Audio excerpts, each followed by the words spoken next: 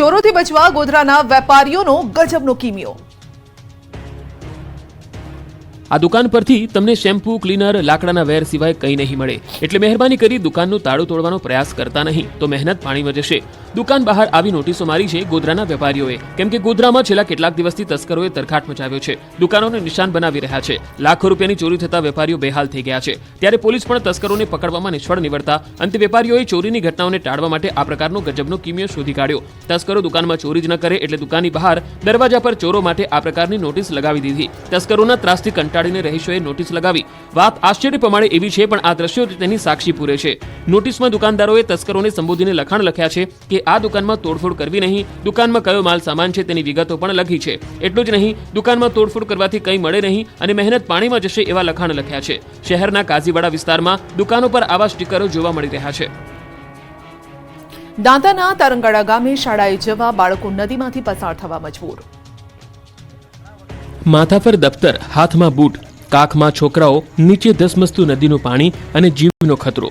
તંત્રના પાપે ભણતર માટે કઈ હદે દાંતાના તારંગાડા ગામના બાળકોને મજબૂરી કરવી પડે છે તેનો આ બોલતો પુરાવો છે। દાંતાની તારંગાડા શાળામાં બાળકોને પહોંચવું હોય તો દરરોજ આ જ રીતે નદીમાંથી પાર થવા મજબૂર થવું પડે છે। જીવના જોખમે નદી પાર કરી શાળાએ વિદ્યાર્થીઓને પહોંચવું પડે છે। તારંગાડા ગામની પ્રાથમિક શાળામાં ના ફક્ત બાળકો, શિક્ષકો પણ આ જ રીતે નદી પાર કરીને શાળાએ પહોંચે છે। શાળામાં આવવા માટે વિદ્યાર્થીઓને માથે દફતરો મૂકીને નદી પાર કરવા આવવું પડી રહ્યું છે, કેમ કે શાળાએ જવા માટે કોઝવે નહીં હોવાથી સતત વહેતા પાણીના વહેણ વચ્ચે વિદ્યાર્થીઓ શાળાએ જવા મજબૂર જોવા મળ્યા।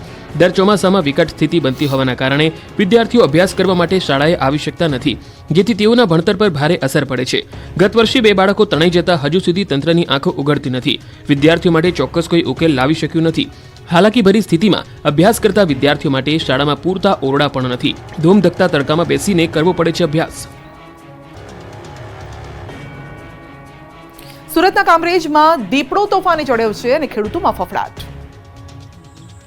સુરતના કામરેજમાં ફરી એકવાર દીપડો તોફાને ચડ્યો। સુરતના કામરેજના એક ખેતરમાં આંટાફેરા મારતા ખેડૂતોમાં ફફડાટ ફેલાયો। શિકારની શોધમાં બિંદાસ્ત ફરી રહેલો દીપડો કેમેરામાં કેદ થયો। વિડીયોમાં જોઈ શકાય છે કે દીપડો કામરેજના 84 ગામ પાસેના એક ખેતરમાં ફરી રહ્યો છે। આ ઘટનાને કોઈ સ્થાનિક દ્વારા કેમેરામાં કેદ કરવામાં આવી હતી। દીપડાએ દેખા દેતા લોકોમાં ભયનો માહોલ છે। બીજી તરફ રાતના સમયે દીપડાના ભયથી ખેડૂતો ખેતરે જવાનું પણ ટાળી રહ્યા છે। કપડવંજમાં પશુપાલકની દાદાગીરી, શાળાના ગેટની બહાર ગાયો બાંધી। ખેડા જિલ્લાના કપડવંજ તાલુકાના પશુપાલકોની દાદાગીરી સામે આવી છે। પશુપાલકોએ શાળાની ગેટની બહાર જ ગાયો બાંધી દીધી હતી, જેના કારણે શાળાએ જતા બાળકો અટવાયા તો શાળાના 150 જેટલા બાળકોને બહાર બેસાડવાની ફરજ પડી હતી। સ્કૂલના ગેટ પાસે જ ઢોર બાંધતા બાળકોમાં પણ ભય ફેલાયો। જો કે વાલીઓ અને ગ્રામજનો શાળામાં રજૂઆત કરવા પહોંચ્યા હતા। વાલીઓએ પશુપાલકોને સમજાવતા પશુપાલકોએ દાદાગીરી કરી। અંતે આ સમગ્ર મામલે પોલીસને જાણ કરાતા પોલીસ શાળાએ પહોંચી હતી। શાળાના મુખ્ય ગેટ બહાર બાંધેલી ગાયો છોડી પશુપાલકો સામે કાર્યવાહી હાથ ધરી હતી। અમદાવાદમાં કચરો ભરવાની વાન બની પેસેન્જર ગાડી। અમદાવાદમાં કચરો ઉપાડવાનું વાહન પેસેન્જર વાહન બની ગયું। જુઓ આ દ્રશ્યો, જેમાં કચરો ભરીને લઈ જવાનો હોય તે વાહનમાં લોકો ઉપર બેસીને બિંદાસ્ત સવારી કરી રહ્યા છે। એ પણ મોતને આમંત્રણ આપી। એક નહીં પરંતુ 2 વાન પર બેસીને લોકો ડર વગર સવારી કરી રહ્યા છે। ઘોડાસર સ્મૃતિ મંદિર નજીક કચરાની ગાડી પણ પૂરપાટ જઈ રહી છે।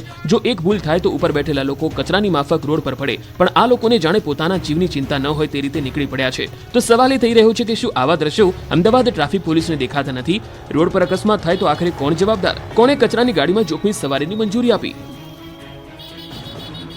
કાનપુરમાં સાબરમતી એક્સપ્રેસના 22 ડબ્બા પાટા પરથી ઉતર્યા।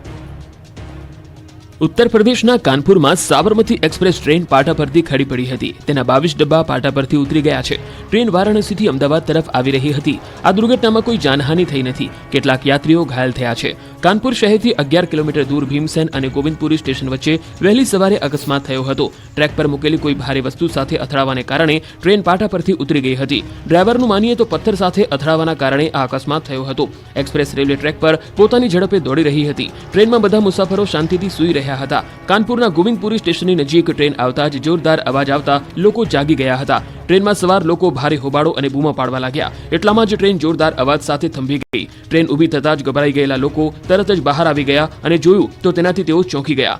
ત્યારે રેલવે મંત્રીએ સોશિયલ મીડિયા સાઇટ એક્સ પર આપેલી માહિતી પ્રમાણે આ બનાવમાં કોઈ પ્રવાસી કે સ્ટાફને ઈજા થઈ નથી અને યાત્રીઓ માટે અમદાવાદ તરફ આગળના પ્રવાસની વ્યવસ્થા કરી। આ બનાવ બાદ ઘણી ટ્રેનોના રૂટમાં બદલાવ આવ્યો। ખોડલધામના નરેશ પટેલ અને જયેશ આદળિયા વચ્ચે કોલ્ડ વોર। દિલીપ સંઘાણીએ સમજાવટની જવાબદારી લીધી। સૌરાષ્ટ્રના બે દિગ્ગજ પાટીદાર નેતા જયેશ રાદડિયા અને ખોડલધામના નરેશ પટેલ વચ્ચેનું કોલ્ડ વોર હવે કોઈનાથી છૂપું નથી. પાટીદાર સમાજના બે નેતા વચ્ચે કોલ્ડ વોરનો મામલો વધુ ગૂંચવાયો છે. સૌરાષ્ટ્રના બે દિગ્ગજ પાટીદાર નેતાઓ વચ્ચે વર્ચસ્વની લડાઈ બરાબર જામી છે. ત્યારે બંને નેતાઓને સમજાવવાની જવાબદારી દિલીપ સંઘાણીએ લીધી છે.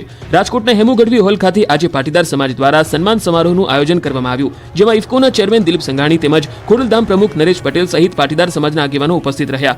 આ તકે દિલીપ સંઘાણીએ કહ્યું કે નરેશ પટેલ અને જયેશ રાદડિયા વચ્ચે ચાલતા ખટરાગ અંગે વ્યક્તિગત સમજાવટ કરી સમાધાનના પ્રયાસ કરીશ. સંઘાણીએ કહ્યું કે બંને અમારા સમાજના આગેવાન છે, બંને સન્માનનીય આગેવાન છે, બંનેને હું વ્યક્તિગત રીતે સમજાવીશ. બંને લોકો પોતપોતાની જગ્યાએ ખૂબ સારા કામ કરી રહ્યા છે. રાજકોટના કાર્યક્રમમાં દિલીપ સંઘાણી અને નરેશ પટેલ એકબીજાની બાજુમાં બેઠેલા જોવા મળ્યા.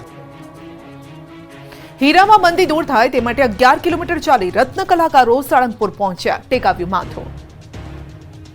હીરા ઉદ્યોગ મંદીના અજગરી ભરડામાં સપડાયો છે. ત્યારે મંદી દૂર થાય તે માટે બોટાદ જિલ્લા ડાયમંડ એસોસિએશન દ્વારા બોટાદથી સાળંગપુર સુધી પદયાત્રા યોજી. ઢોલ નગારા ડીજેના તાલ સાથે પદયાત્રા બોટાદથી નીકળી હતી. 11 કિલોમીટર ચાલીને રત્ન કલાકારો સાળંગપુર પહોંચ્યા હતા. ત્યારબાદ દાદાના દર્શન કરી ધ્વજારોહણ કર્યું. હીરા ઉદ્યોગમાં ઘણા સમયથી મંદી છે, જે દૂર થાય તે માટે દાદાને પ્રાર્થના કરી. યાત્રામાં હીરા વેપારી, કારખાનાના માલિકો, રત્ન કલાકારો પણ જોડાયા. બોટાદ જિલ્લામાં 1200 થી 1500 હીરાના કારખાનામાં 70,000 જેટલા પરિવાર ચલાવે છે પોતાનું ગુજરાન. હાલ તેઓના ઘરનો ચૂલો સળગાવવો પણ મુશ્કેલ બની ગયો છે. કષ્ટભંજન દેવ હનુમાનજીને 2000 કિલો ડ્રાયફ્રૂટનો અન્નકૂટ ધરાવાયો. ડ્રાયફ્રૂટના વાઘા સૂર્યમુખીની થીમવાળો શણગાર કર્યો. સુપ્રસિદ્ધ યાત્રાધામ સાળંગપુર કષ્ટભંજન હનુમાનજી મંદિરે પવિત્ર શ્રાવણ મહિનાની ભવ્યાતિ ભવ્ય ઉજવણી કરવામાં આવી રહી છે. દર શ્રાવણ માસ દરમિયાન દર શનિવારે હનુમાનજી દાદાને દિવ્ય શણગાર તેમજ અન્નકૂટ અને વિવિધ કાર્યક્રમો યોજાય છે. ત્યારે શ્રાવણ માસના શનિવારે હનુમાનજી દાદાને ડ્રાયફ્રૂટના વાઘા સાથે સિંહાસને સૂર્યમુખીની થીમવાળો શણગાર કરાયો. દાદાને ડ્રાયફ્રૂટના વાઘા પહેરાવી ડ્રાયફ્રૂટનો અન્નકૂટ ધરાવી આરતી કરવામાં આવી. સૂકી દ્રાક્ષ, કિશમિશ, જરદાલુ, અંજીર, બદામ, કાજુ, પિસ્તા અને ખજૂર વગેરેનો અન્નકૂટ ધરાવવામાં આવ્યો. ભક્તોએ દાદાના આ અલૌકિક શણગારના દર્શન કરી ધન્યતા અનુભવી. દાદાના ડ્રાયફ્રૂટના વાઘા 3 દિવસની મહેનતે રાજકોટમાં તૈયાર થયા છે, તો દાદાના સૂર્યમુખીની થીમ 4 દિવસની મહેનતે વડોદરામાં તૈયાર થઈ છે. દાદાને 2000 કિલો ડ્રાયફ્રૂટનો અન્નકૂટ ધરાવાયો છે. આ અન્નકૂટ માટે ડ્રાયફ્રૂટ અમદાવાદથી મંગાવવામાં આવ્યા. શ્રાવણ માસ દરમિયાન શ્રી હનુમાનજી ચાલીસા પાઠ અનુષ્ઠાનનું આયોજન કરવામાં આવ્યું. શ્રી હરિમંદિરમાં દિવ્ય હિંડોળાના તેમજ મંદિર પટાંગણમાં યજ્ઞશાળામાં મારુતિ યજ્ઞના અનેરા દર્શનનો લાભ લઈ ધન્યતાનો અનુભવ કર્યો છે. ખંભાતના સ્વામિનારાયણ મંદિરમાં ભવ્ય હિંડોળા ઉત્સવ મનાવાયો. આણંદ જિલ્લાના ખંભાતમાં 125 વર્ષ જૂના પૌરાણિક સ્વામિનારાયણ મંદિરમાં હિંડોળા ઉત્સવનું આયોજન થયું. આણંદ જિલ્લાના ખંભાત શહેરના રાણા ચકલા વિસ્તારના સ્વામિનારાયણ મંદિરમાં ભવ્ય હિંડોળા ઉત્સવ મનાવાયો. મંદિરમાં હીર કહેતા સુરતના કલાત્મક હિંડોળા ભક્તો માટે આકર્ષણનું કેન્દ્ર બન્યા. સ્વામિનારાયણ ભગવાનના સમયમાં 200 વર્ષ પૂર્વ ખંભાત દરિયાઈ બંદર હતું અને હીર કહેતા સૂતર ખંભાતનું પ્રખ્યાત હતું, જેથી તે સમયે સ્વામિનારાયણ ભગવાન ભક્તો શ્રી હરિને હીરનો ખેસ પહેરાવતા. ત્યારબાદ ખંભાત સ્વામિનારાયણ મંદિર બન્યું અને પ્રતિવર્ષ શ્રાવણ માસમાં શ્રી હરિને હીરના હિંડોળે ઝુલાવવામાં આવે છે, જેના દર્શન થકી ભક્તો ધન્યતાનો અનુભવ કરે છે.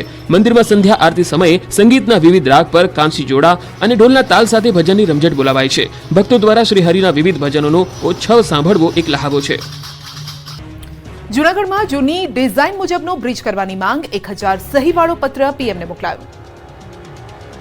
જૂનાગઢને મળેલા પ્રથમ ઓવરબ્રિજને લઈને વિવાદ વકર્યો છે. તંત્રએ બ્રિજની ડિઝાઇન બદલી નાખતા હવે સ્થાનિકો મેદાનમાં આવ્યા. સ્થાનિક તંત્ર, ધારાસભ્ય, સાંસદ અને સીએમને રજૂઆત કર્યા બાદ પણ બ્રિજની ડિઝાઇનમાં કોઈ ફેરફાર નહીં થતા રોષ ફેલાયો છે. ત્યારે લોકોએ 1000 સહીવાળો પત્ર પીએમને લખીને જૂની ડિઝાઇન પ્રમાણે ઓવરબ્રિજ બનાવવાની માંગ કરી. પહેલા એચ આકારની બ્રિજની ડિઝાઇન હતી, પણ 2.5 વર્ષ બાદ પદાધિકારીઓ બદલાતા જૂનો ઠરાવ રદ કરી નવી ડિઝાઇન પ્રમાણે એસ આકારના બ્રિજને મંજૂરી આપતા વિવાદ વકર્યો છે. એસ આકારના બ્રિજને જૂની બોડીએ નામંજૂર કર્યો હતો, તેને ફરીથી મંજૂરી આપતા રોષ છે. રક્ષાબંધનના તહેવારને લઈ રાખડી ઉદ્યોગમાં તેજી. ટંકારામાં બહેનો તૈયાર કરે છે 60 લાખથી વધુ રાખડી. રક્ષાબંધનનો તહેવાર આવતા જ રાખડી ઉદ્યોગમાં તેજી આવી ગઈ છે. મોરબીના ટંકારા તાલુકાના કલ્યાણપુરમાં રાખડી ઉદ્યોગ ધમધમવા લાગ્યો છે. નાનકડા કલ્યાણપુર સહિતના ગામડામાં ઘરે ઘરે રાખડી બનાવવામાં આવે છે, જેને દેશના જુદા જુદા 20 જેટલા રાજ્યોમાં મોકલવામાં આવે છે અને 12,000થી વધારે મહિલાને રોજગારી આપતા આ ગૃહ ઉદ્યોગમાં વર્ષે 60 લાખથી વધુ રાખડી બને છે. ₹2 થી લઈને ₹100 સુધીની રાખડીઓ અહીં બનાવવામાં આવે છે. વાર્ષિક 35 કરોડ જેટલા ટર્નઓવર ધરાવતો આ ઉદ્યોગ મહિલાઓ માટે આશીર્વાદરૂપ છે. જુદા જુદા 16 જેટલા પ્રોડક્શન હાઉસ સહિત 40 કિલોમીટરની આસપાસના ગ્રામીણ વિસ્તારની 12,000 હજારથી વધારે મહિલાઓ દ્વારા અવનવી રાખડીઓ બનાવવામાં આવે છે, જેમાં જુદા જુદા રાજ્યોમાં જે પ્રકારે ચલણ હોય તે મુજબની ભાતભાતની રાખડીઓ અહીંયા બનાવવામાં આવે છે, જેમાં મુખ્યત્વે સ્ટોન, ડાયમંડ, મેલોમાઇન સહિતની રાખડીઓ બનાવવામાં આવે છે. કલ્યાણપર, સવાડી, સરાયા, હરબટિયાળી સહિતના 40 કિલોમીટર સુધીના જુદા જુદા ગામોમાં ગૃહ ઉદ્યોગની જેમ રાખડીઓનું ઉત્પાદન કરવામાં આવે છે, જેથી કરી મહિલાઓને ઘરે બેઠા જ રોજગારી મળી રહે.